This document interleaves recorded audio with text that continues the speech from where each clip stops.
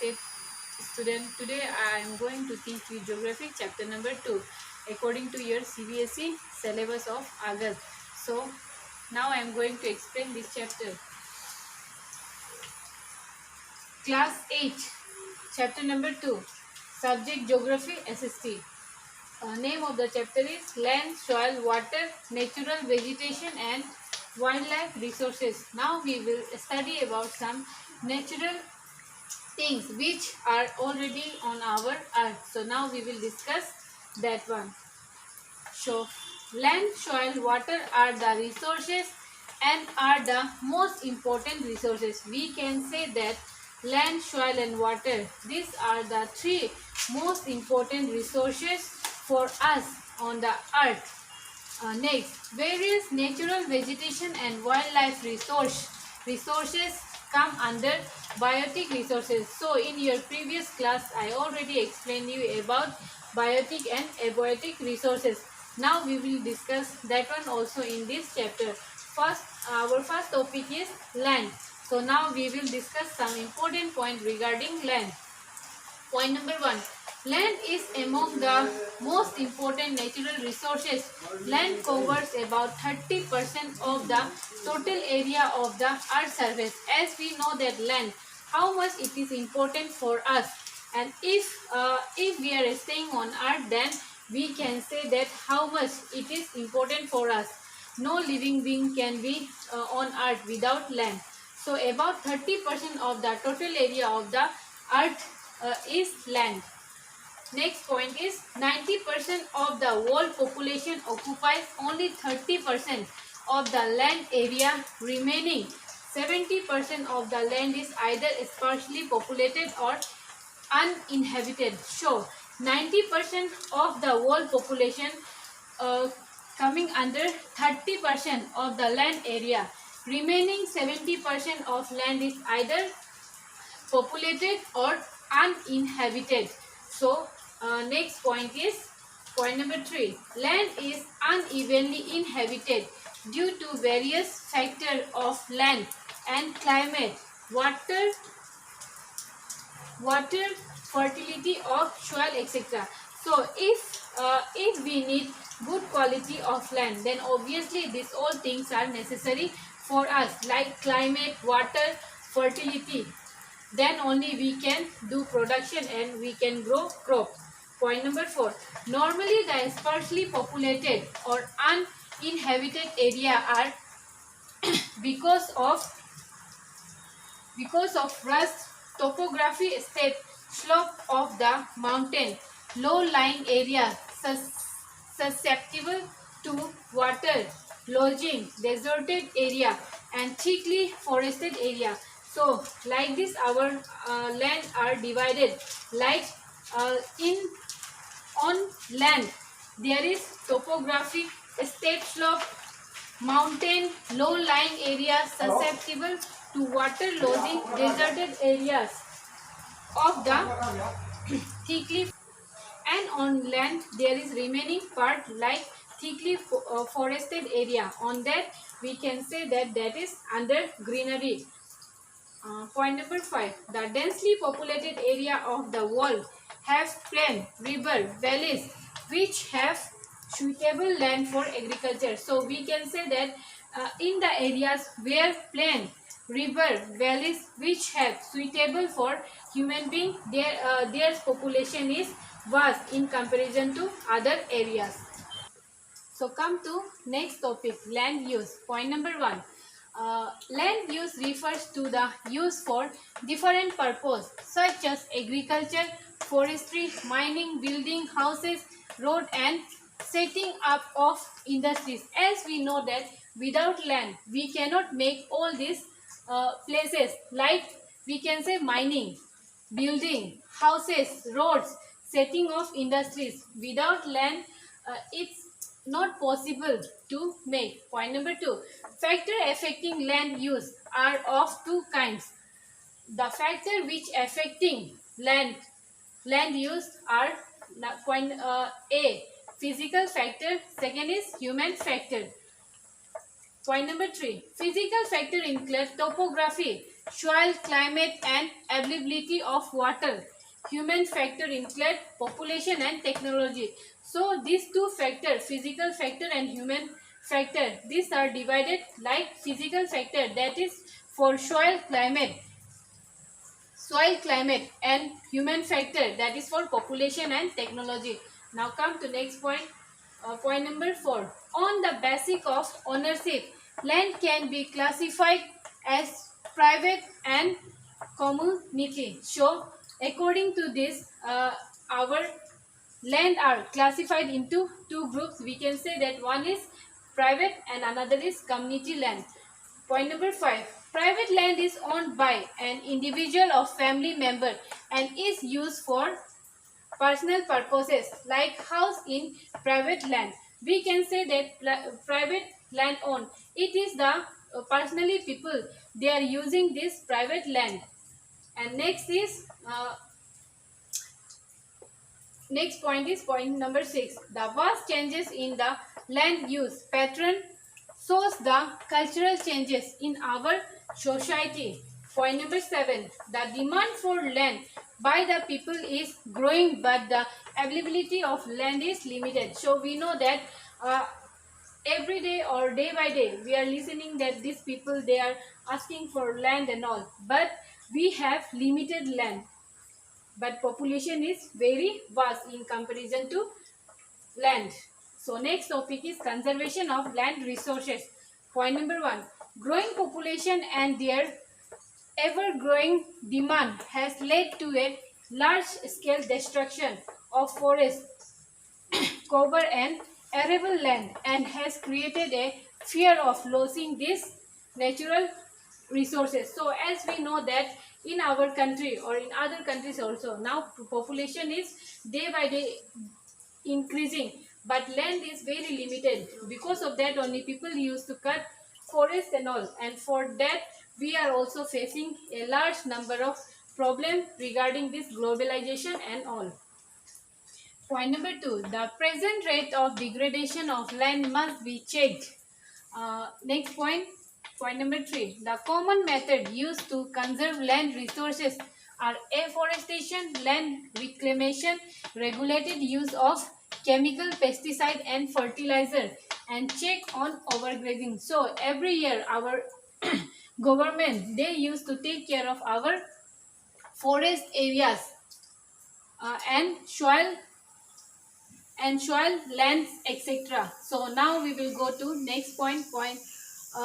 Topic is soil. Point number 1. Soil is the thin layer of gravity substance covering the surface of the earth. We can say that soil where we are living, so it is the covering surface of earth. Point number 2. Soil is made up of organic matter, mineral and weathered rock found on earth. So these all are the mixture of soil, like weathered rock found on earth. These all things are found on earth. Point number 3. Soil refers to the layered structure which spread from the parent rock to the topsoil surface. So here these three are the main points for soil. So now we will go to next topic. The name of the topic is factor of soil formation. How soil are formed. Now we will discuss some important topic regarding that one. Point number 1. The major factor of soil formation are the nature of parent rock and climatic factor. So we can say that soil are formed from the parent rock. Point number 2. The other factor of soil formation are the topography, role of organic material and time taken for composition of soil formation. Topography, we can read this meaning area of land, mountain, etc. That is called topography. So and time taken for composition of soil formation. We can say that for formation of soil, it takes a large time to make soil formation. Point number 3. Relief determine the altitude slope and accumulation of soil. Point number 4. Flora, fauna and microorganisms affect the rate of humus formation in soil. Point number 5. Parent rock determine the color, texture, chemical properties, minerals, content and permeability of the soil. Now we will go to next topic. Our next topic is degradation of soil and conservation measures. So now we will discuss about the degradation of soil and conservation. So point number 1, the major threat to soil erosion and depletion. This is the first point. Point number 2, human being and natural factor are responsible for degradation of soil. As we know that human being, they are very much misused to this land. That's why sometimes they are only the responsible for degradation of soil. Point number 3, soil conservation refers to the protection efficient of use of soil and preservation of soil resources. Next point, point number 4, mulching is the method of which the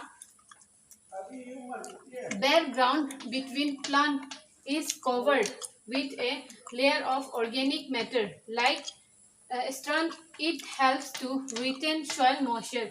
As we know that barren means the area where we cannot grow anything. So like that area, ground between plant is covered with a layer of organic. So in that areas we used to do organic farming. Next point, point number 5, counter barriers is the method in which stone, grass, soil are used to build barrier along counter.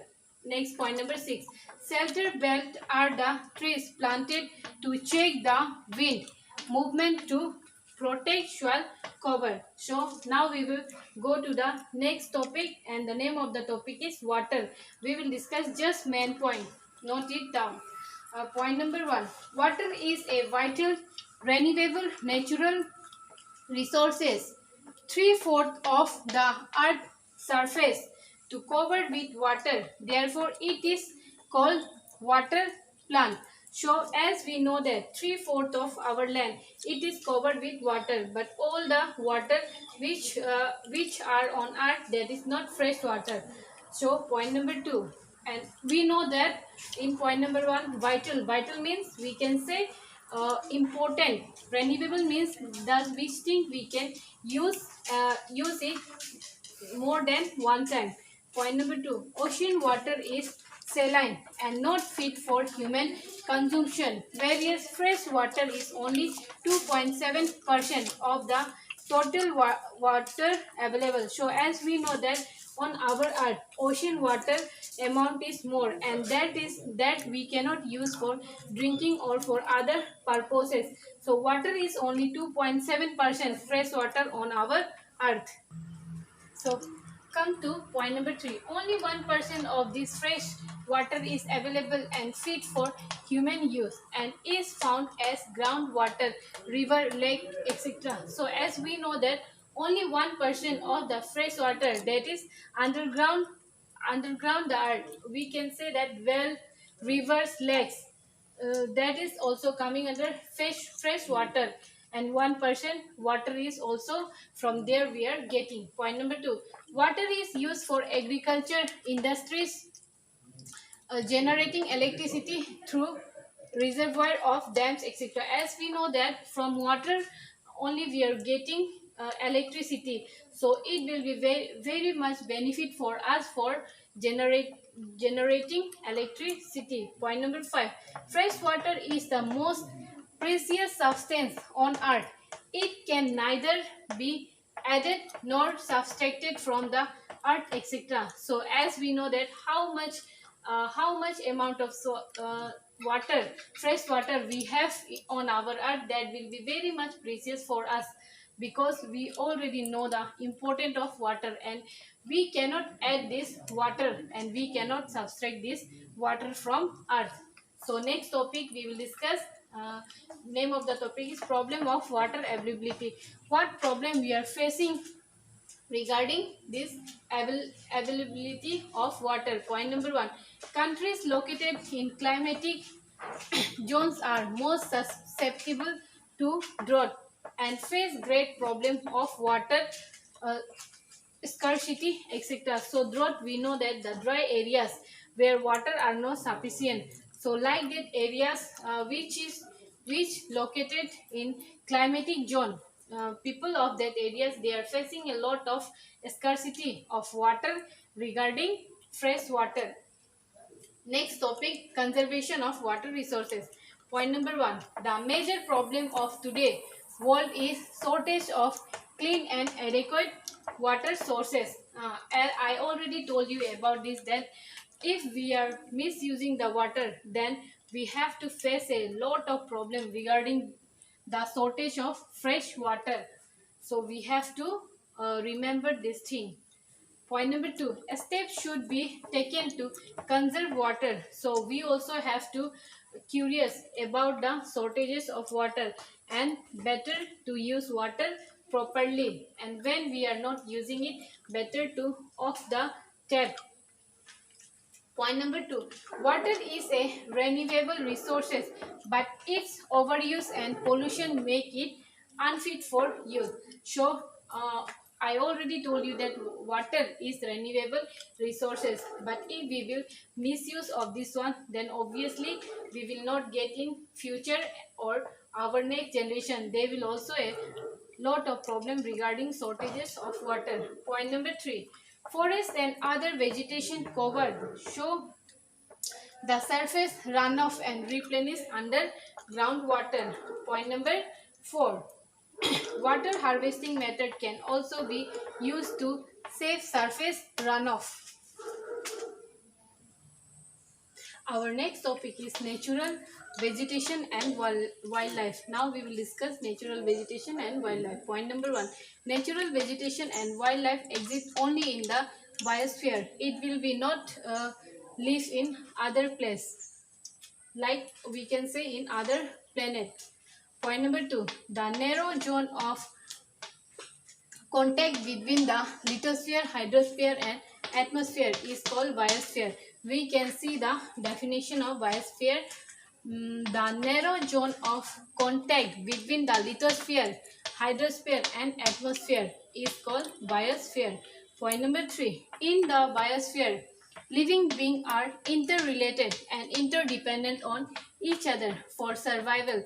This life supporting system is known as the ecosystem. So, in biosphere, the animals, the human being, they are interdependent and they are related to each other. That's why we can and in here life supporting process is there. That's why we can call it ecosystem. In the biosphere, living beings are interrelated and interdependent on each other for survival. For their survival, they used to interrelated and interdependent on each other. And the life supporting of this process is known as ecosystem. So, next topic is distribution of natural vegetation. Point number one, the growth of vegetation depend on temperature and moisture. As we know that the place where the temperature is favorable, human being can stay in like that area, and the population is also large number in like that areas. So next point, point number two, forest, grassland, Scrub and tundra are the major types of vegetation of the world. These are the major type of vegetation in our country. We can say forest, grassland, scrub and tundra. Next point, point number three. Trees of evergreen forest do not shed their leaves simultaneously in any season of the year. So we studied in our previous class also about the evergreen forest.